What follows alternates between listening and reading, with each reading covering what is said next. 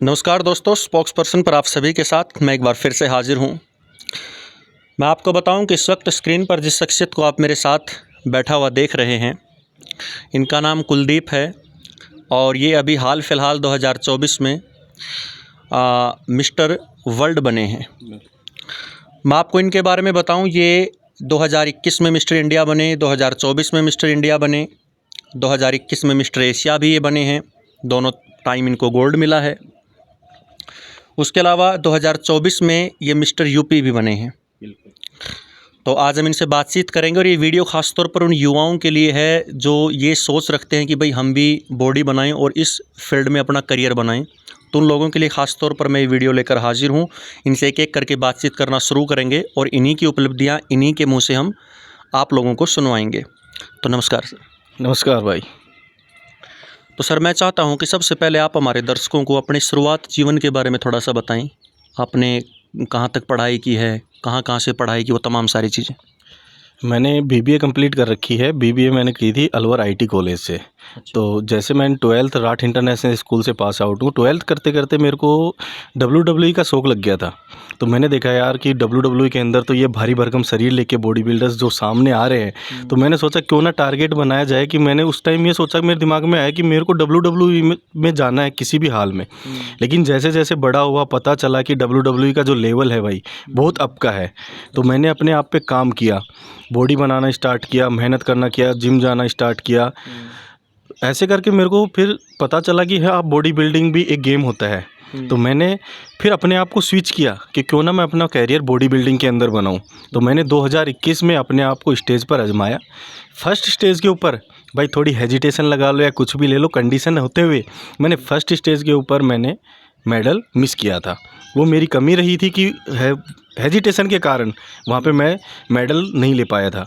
उसके बाद में मैंने अपनी उस कमी पे काम किया। कमी पे जब मैंने काम किया तो स्टार्ट किया कि मैं पोजिंग प्रैक्टिस अपनी जिम में भी करने लगा। घर पे भी मिरर के सामने खड़ा होता तो मैं पोजिंग पे ज़्यादा प्रैक्टिस करने लगा। फिर मैंने जो नेक्स्ट कॉम्पिटिशन खेला, उस कॉम्पिटिशन के में मेरे को सिल्वर मेडल प्राप्त हुआ। तो ऐसे मेरी जर्नी स्टार्ट हुई थी बॉडी बिल्डिंग को लेकर। अच्छा, तो अक्सर ऐसा होता है ना कि भाई हम गांव के इलाके से हैं, तो परिवार वाले भी थोड़ा ये सोचते हैं कि भाई जैसे आजकल ये माहौल है गांव में कि भाई लड़का ने 12वीं पास कर ली, इसके बाद नेवी में चला जाए, एयरफोर्स में चला जाए, दिल्ली पुलिस ज्वाइन कर ले या भाई और सरकारी नौकरी की लाइन में चला जाए। लेकिन जब आपने परिवार वालों को पहली बार ऐसा बताया होगा कि मेरे को बॉडी बिल्डिंग में जाना है, तो फैमिली का क्या रिएक्शन था? फैमिली का रिएक्शन यही था कि बॉडी जिम को लेकर तो पापा आज भी संतुष्ट नहीं है। उनका यही मानना है कि जिम से कभी कैरियर नहीं बनेगा। लेकिन मैं ये कहता हूँ कि भाई हम किसी भी फील्ड में जाते हैं तो अपनी किस्मत आजमाते हैं। किस्मत के सामने अपन अगर मेहनत ज़्यादा करेंगे तो किस्मत भी उसके सामने कदम टेक देती है। स्टार्टिंग यहाँ होती है कि भाई गवर्नमेंट जॉब, यदि हमारे पास ऑप्शन है कि गवर्नमेंट जॉब में हम हैं या लगना चाहते हैं, तो वहाँ तक हमने मेहनत की कि जब नहीं सक्सेस हुए तो भाई क्यों ना, हमारे पास ऑप्शन तो था, पहले से माइंड सेट था कि मेरे को बॉडी बिल्डिंग करनी है। कभी भी युवा को अपना रास्ता नहीं भटकना चाहिए। जैसे कि मैं कहना चाहूँ, हम जाना चाहते हैं पूर्व में और परिवार वाले कहते हैं हमें आपको पश्चिम में जाना है। आजकल ऐसा ही चल रहा है कि बच्चा कहेगा कि मेरे को 11th में मैथ्स लेनी है, पेरेंट्स कहेंगे नहीं नहीं बेटा तू बायो ले, तो वो बच्चा कहीं का नहीं रहता है। तो पहली बात तो यह है कि पेरेंट्स को भी अपने बच्चों की रुचि समझनी चाहिए कि उसकी रुचि किस चीज़ के अंदर है।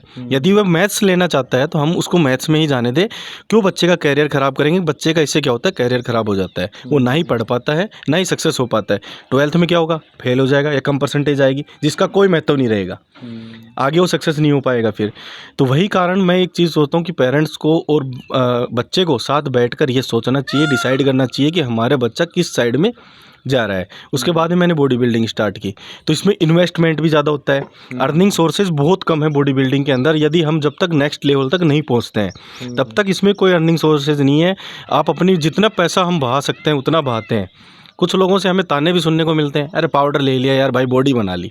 उन लोगों को मैं खासकर एक सलाह देना चाहता हूँ, भाई अगर पाउडर लेने से सिर्फ बॉडी बनती तो आज अंबानी का बेटा इतना मोटा और हेल्दी नहीं होता।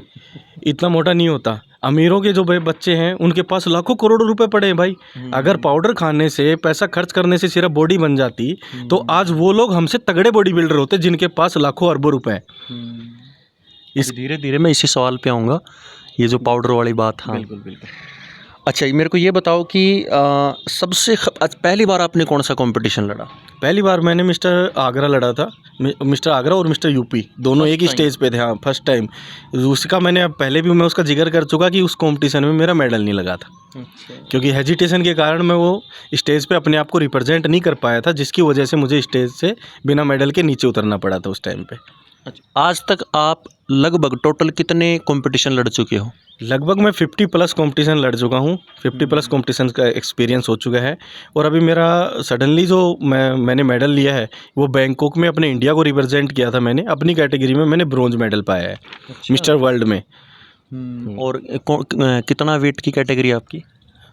सॉरी, मैं मेंस फिजिक में compete करता हूँ। तो मेंस फिजिक में हाइट होती है अच्छा। Below 174 centimetre.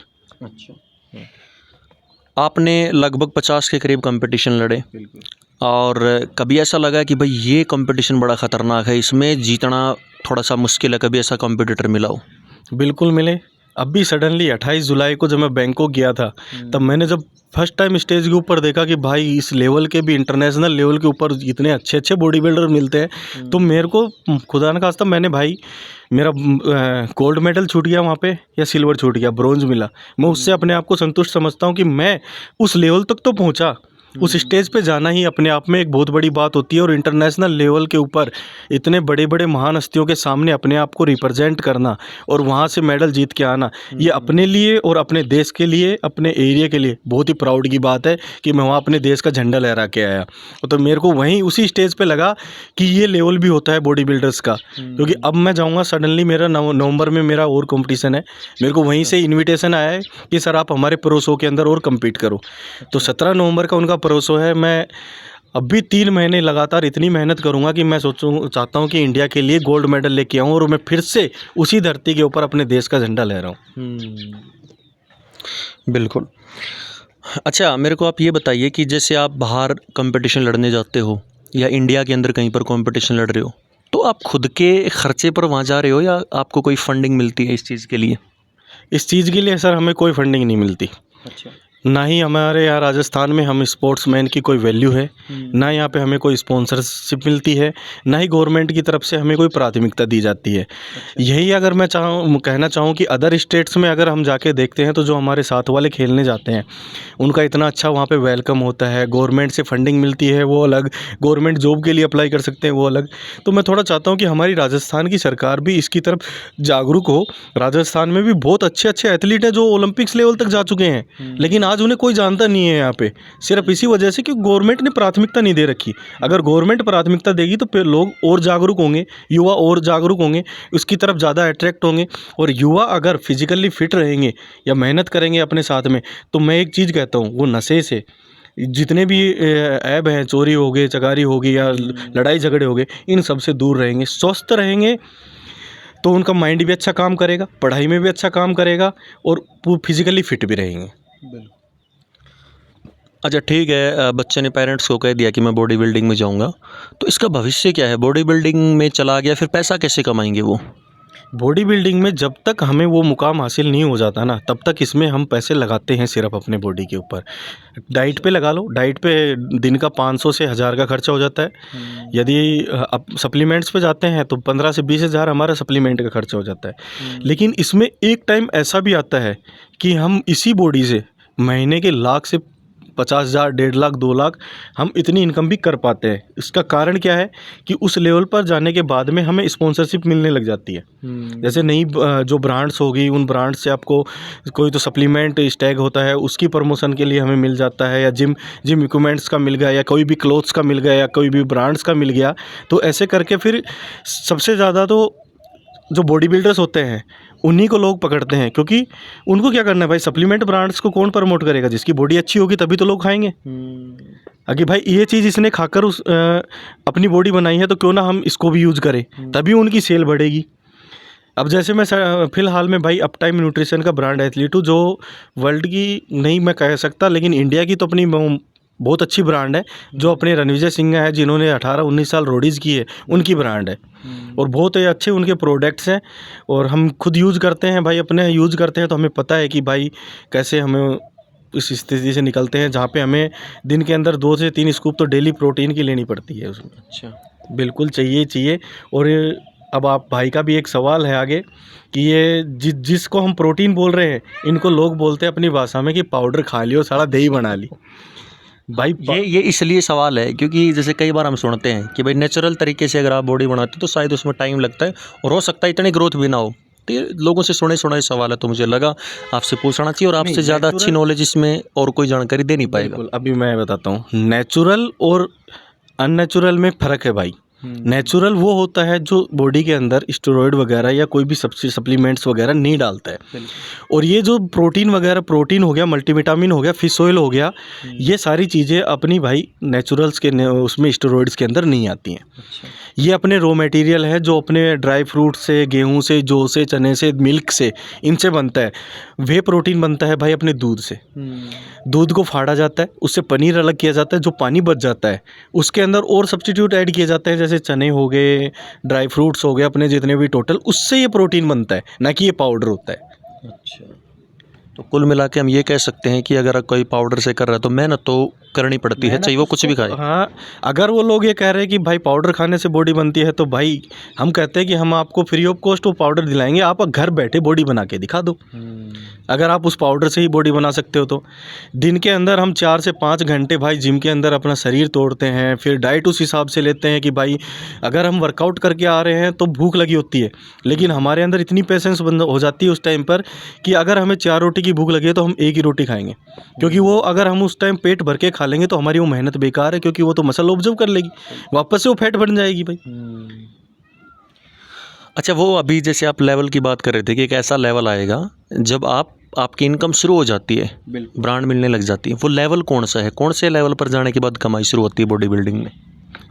उसके लिए हमें अच्छे कॉम्पिटिशन्स के अंदर जिनका नाम है, जैसे आजकल भाई मैं कहना नहीं चाहूँगा, लेकिन इंडिया के अंदर इतना घपलतबाजी चल रही है कि जगह जगह पे फेडरेशन बना के बैठे हैं लोग, और बॉडी बिल्डिंग को एक तमाशा सा बना के रख दिया कि छोटे छोटे कॉम्पिटिशन्स कराते हैं बच्चे, वहीं से कोई मिस्टर इंडिया बन जाता है, कोई मिस्टर वर्ल्ड बन जाता है, उनकी कोई वैल्यू नहीं रह जाती है। तो उससे अच्छा ये है कि हम क्यों ना किसी बड़े शो के अंदर compete करें, जैसे जिनका नाम है अपने इंडिया के अंदर जो बड़े शोज हैं, शेरू क्लासिक हो गया, IHF एमेच्योर ओलंपिया हो गया, नरेश सूर्या होगा, खान क्लासिक हो गया, आरोही क्लासिक हो गया, इस तरह के अगर हम लेवल्स पे compete करते हैं और उनसे हम अगर मिस्टर इंडिया, मिस्टर वर्ल्ड का टाइटल लेते हैं, तो ब्रांड्स भी ना उनके एथलीट्स को फॉलो करती हैं। वो देखते हैं कि भाई इस शो के अंदर इस बार कौन विजेता है, तो वो उन्हीं को हायर करते हैं। जैसे अभी सडनली शेरू क्लासिक के अंदर, तो अगर यदि हम compete करते हैं तो इनके अंदर वहीं पे स्टॉल लगे होते हैं हर ब्रांड्स के, जो बड़ी बड़ी पॉपुलर ब्रांड है, तो वहाँ से वो अपने एथलीट्स को पकड़ के खींचती है कि सर आप हमारी ब्रांड्स को प्रमोट करो। तो फिर हमारा जो मंथली स्टैग है, जैसे हम महीने के अंदर मल्टीविटामिन, BCAA, अमीनो एसिड वगैरह जो भी हम यूज़ करते हैं, वो सारा का सारा खर्चा फिर वो ग्रहण करते हैं।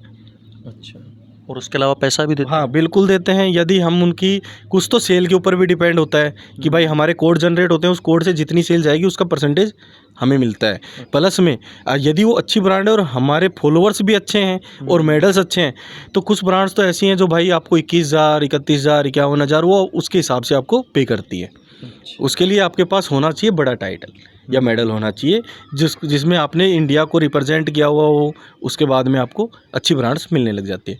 जैसे अभी सडनली मेरा चंडीगढ़ की ब्रांड है, क्लोथ्स की ब्रांड है भाई, अभी मेरा रक्षाबंधन के बाद में उनके साथ में मेरा शूट है, तो पहले तो वो मेरे पास 4 जोड़ी कपड़े भेज रही है अपने, 4 जोड़ी कपड़ों के मेरे को दे रही है 21,000 रुपये सूट के लिए 1 मंथ के लिए। अच्छा, और साथ में उनके जॉर्डन के या जो भी नाइकी के जो शूज़ हैं, 4 जोड़ी शूज़ भेज रही है अभी। अच्छा, उन शूज़ के अलग से मेरे को 25,000 पे करने का उन्होंने दावा किया है।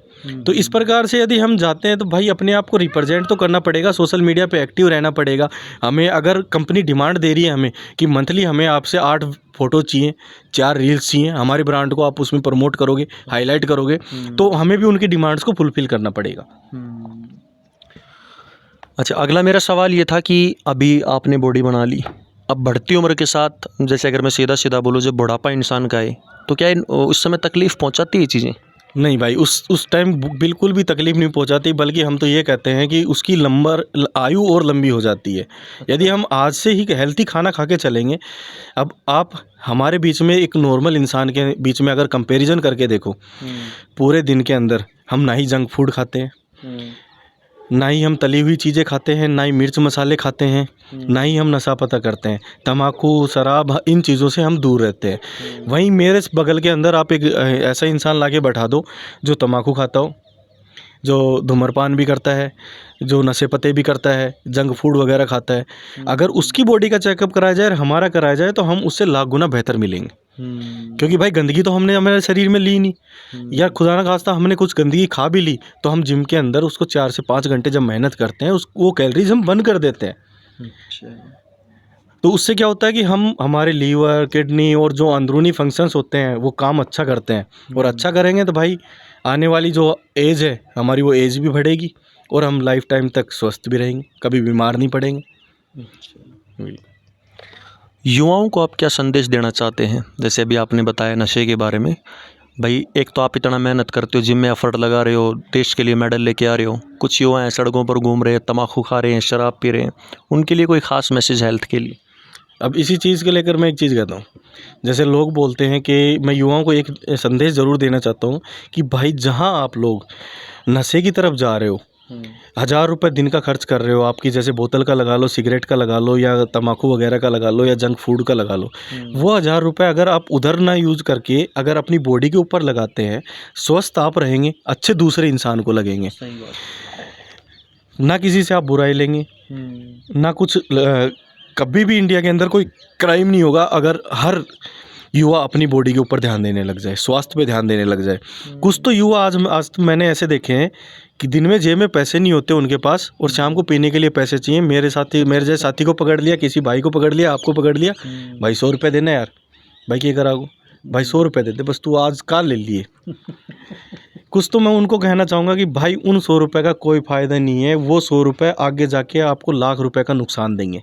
सही बात, क्योंकि आप अपने शरीर के साथ ही खिलवाड़ कर रहे हो, ना कि उसे दूसरे के साथ में। उसके तो 100 रुपये ही जा रहे हैं सिर्फ, जिससे आप ले रहे हो, लेकिन आपका लाखों का नुकसान जा रहा है।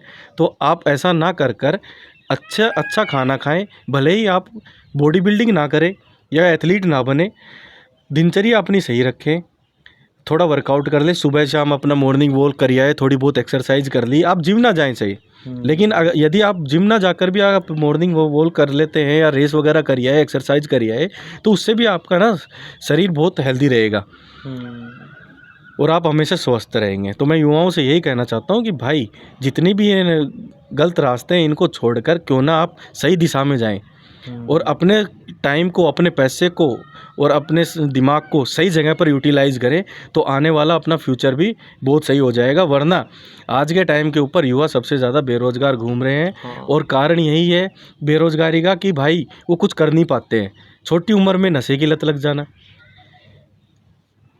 इस चीज़ से लेकर मैं एक चीज़ और कहना चाहता हूँ, हम बॉडी बिल्डर्स को ये देखा जाता है कि भाई बॉडी बना ली, शरीर नू चौड़ो करके चल है, कहने फोड़ा गो, कहने के करा गो, इस नज़र से और देखते हैं लोग। हमारे गांव के लगा लो कि भाई गांव में भी कोई ना कोई बुजुर्ग भी ऐसा मिल जाता है, वो ये बात ज़रूर बोलता है कि यार बॉडी बना ली के बाद कित गुंडागर्दी कर पक सला सके कहने मारा वो। भाई मैं एक चीज़ कहता हूँ, हम जितना पेशेंस रखते हैं ना, हम जितने शांत रहते हैं उतना शांत शायद ही कोई एथलीट रहता होगा। और जितना पेशेंस का गेम एक बॉडी बिल्डिंग है, उतनी पेशेंस का गेम कोई भी नहीं है। हमारे सामने मिट्टी की प्लेट रखी रहती है, हम जब प्रेप पे रहते हैं साल 6 महीने, उस 6 महीने के अंदर अगर हमारे सामने मीठे की प्लेट रखी है या कोई भी हमारे सामने सब्जी रखी रहेगी, हम उसमें से यूँ उठा के यूँ भी ना देखेंगे, बस उसकी खुशबू सूंघते हैं और साइड में हो लेते हैं। पानी यदि हमें बोला जाए, यदि हमारे कोच जो होते हैं वो बोलते हैं कि भाई दिन का तुझे 2 लीटर ही पानी पीना है, तो हम 24 घंटे में 2 लीटर ही पानी पिएंगे।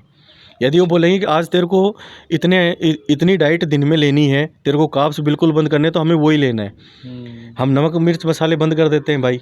कारण ये होता है कि हमारी वेन्स आज भी विजिबल है, स्वस्थ रहते हैं हम हर टाइम, क्योंकि अच्छा खाते हैं और नाप तोल के खाते हैं। ये नहीं कि भाई बैठ गए दबा के खा लिया, ऐसा नहीं होता बिल्कुल। हम यदि एक डाइट करते हैं, जैसे मॉर्निंग डाइट हो गया, अपन भाई खाना खाते हैं सभी घर के अंदर, हम उस डाइट को भी हम 3 बार में लेते हैं। अच्छा, टुकड़ों में कर देंगे उसको, ताकि वो बॉडी के अंदर फैट ना लगे और बॉडी उसको एब्जॉर्ब अच्छे से करे। तो उससे क्या होता है कि जो गुड फैट होती है वो भी ऑब्जर्व बॉडी अच्छे से कर लेती है, एक्स्ट्रा फैट में कन्वर्ट नहीं होने देती। और उससे हमें बेनिफिट ये मिलता है कि हम जब स्टेज पे compete करते हैं तो हमारी स्किन क्वालिटी, हमारे जो कट्स हमें दिखाने होते हैं, जो वेन्स हमें विजिबल करनी होती है, वो अच्छे से हो जाती है।